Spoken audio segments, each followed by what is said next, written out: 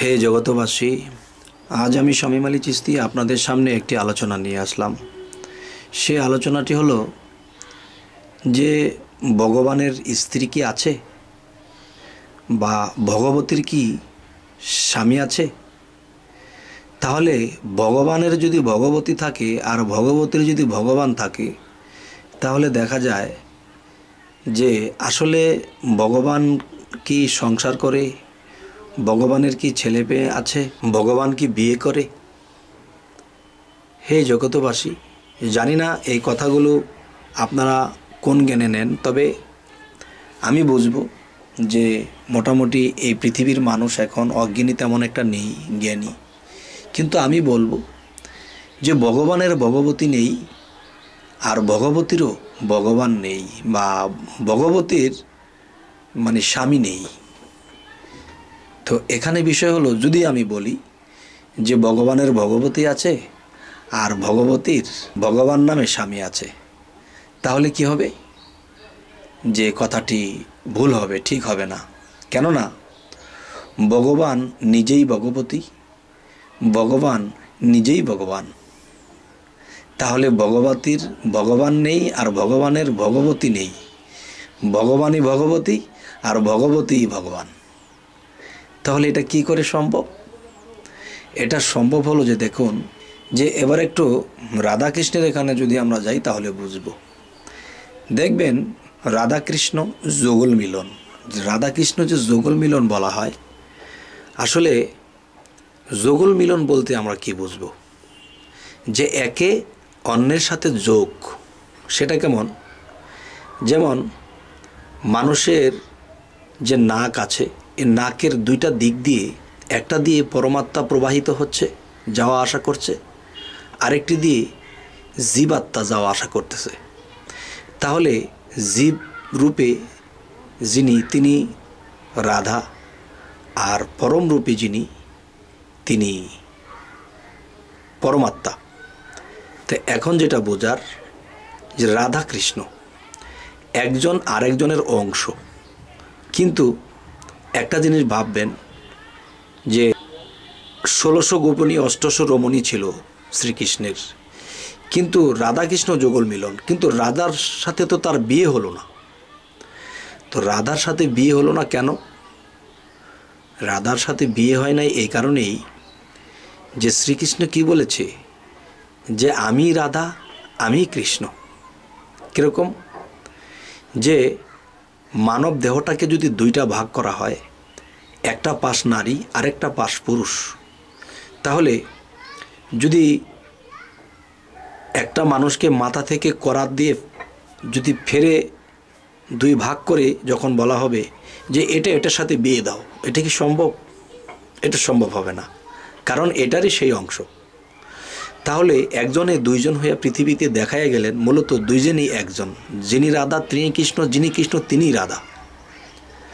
তো জানি না, আমি হিন্দু শাস্ত্রের জন্য এই কথাটি বলছি, যে অনেকে আমাকে বলেছেন যে আমাদের ধর্ম সম্বন্ধে আপনি কিছু বলবেন।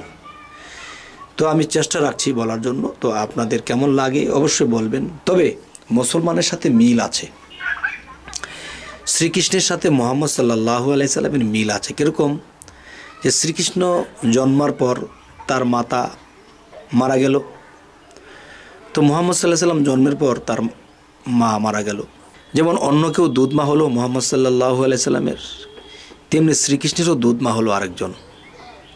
যেমন আমরা বলতেছি জগতে যদি মুহাম্মদ সাল্লাল্লাহু আলাইহি সাল্লাম না আসতেন তাহলে পৃথিবীর সৃষ্টি হতো না। তারাও বলতেছে যে শ্রীকৃষ্ণ যদি পৃথিবীতে অবতীর্ণ না হতো তাহলে পৃথিবীর সৃষ্টি হতো না। তাহলে দেখা গেছে যে কথা তো একই, মিল পড়ছে। আচ্ছা, তাহলে যে আমাদের মধ্যে যদি যাই, তাহলে মুহাম্মদ আর রাসূল। যেমন মুহাম্মদ শব্দের অর্থ কি? প্রশংসিত। তো প্রশংসিত যিনি, কাকে দিয়ে প্রশংসিত? রাসূলকে দিয়ে।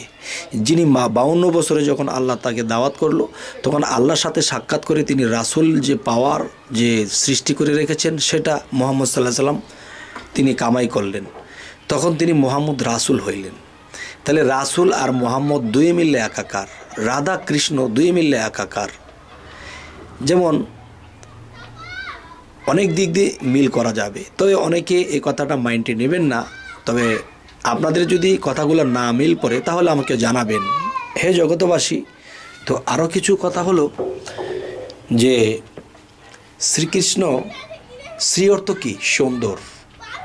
তা আমাদের মধ্যে মোহাম্মদ শব্দের অর্থ কী? প্রশংসিত। আল্লাহ নিজে মুহাম্মদ সাল্লাল্লাহু আলাইহি সাল্লামের প্রশংসা করেছেন। আর আল্লাহর প্রশংসাও আল্লাহও বলেছেন যে মুহাম্মদ প্রশংসিত, আর মুহাম্মদ সাল্লাল্লাহু আলাইহি সাল্লাম আল্লাহর প্রশংসা করেছেন, উভয়ের প্রশংসা করেছেন। তখন প্রেমের দেশে যাইয়া দুই মিলে একাকার হয়ে গেছে।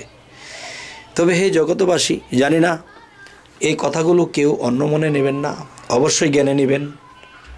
আর একটি বিষয় হলো, আমি শুধু হিন্দু ধর্মই নয়, আমি সকল ধর্মকে এক সুতায় গেঁথেছি। কেমন? যে হিন্দু, বৌদ্ধ, খ্রিস্টান আমি মুসলমান, মানব স্রোত জন্ম নিয়ে দেখি সকলই সমান।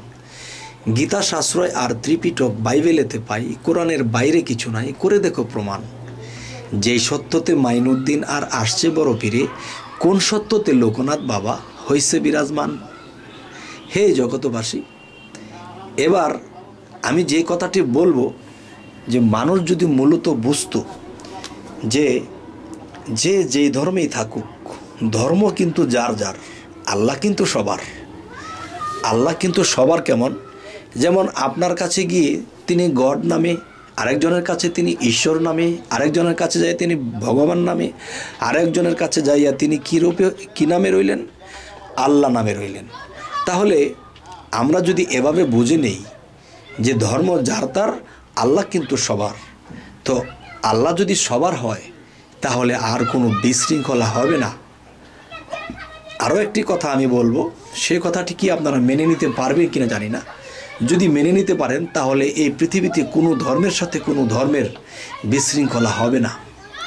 সেই কথাটি কেমন?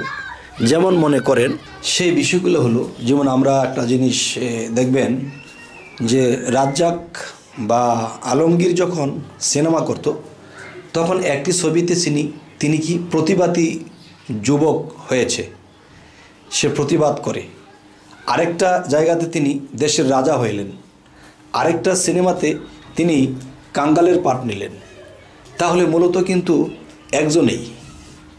তবে হযরত মুহাম্মদ সাল্লাল্লাহু আলাইহি সাল্লাম যদি সৃষ্টি না হতো, এই বিশ্বজগৎ সৃষ্টি হতো না।